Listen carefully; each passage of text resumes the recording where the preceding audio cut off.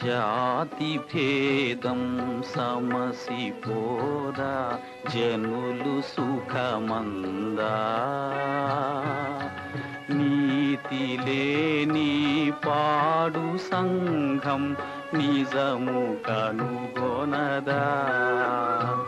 ఈ జాతి భేదం సమసిపోదా జనులు సుఖమందా నీతి లేని పాడు సంఘం నిజము కనుగొనదా